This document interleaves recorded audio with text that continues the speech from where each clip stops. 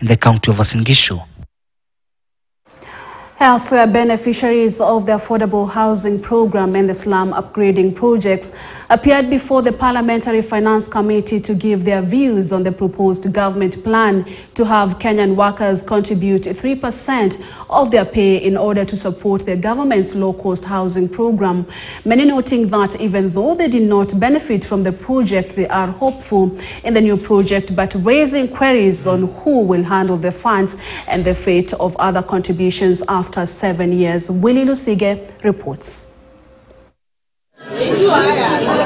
For the first time, beneficiaries of the affordable housing program and the slum upgrading projects appeared before the Parliamentary Finance Committee to give their views about the previous affordable housing projects and the proposed Kenya Kwanza housing project. We are in support of the housing levy to ensure that our youths get jobs, get employment. Only a few among many benefited from the previous cheap housing project. Tulikuwa tumepewa nyumba 50 na kwa hizo zote ni watu 8 peke yake waliqualify kulipa ile interest, ile deposit. Previous beneficiaries weighed in on the ongoing debate about the housing fund tax proposed by President William Ruto, raising questions on how the funds will be handled and the surety of the refund process to those who will not get their houses.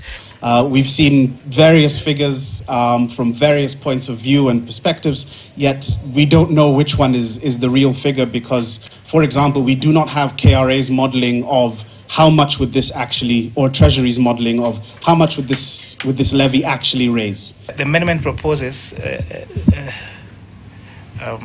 repayment that you can cash back your investment after 7 years if you don't want to benefit from the scheme. So the question is, what will be the interest from that fund if I get back? They're asking, what is the duration of time?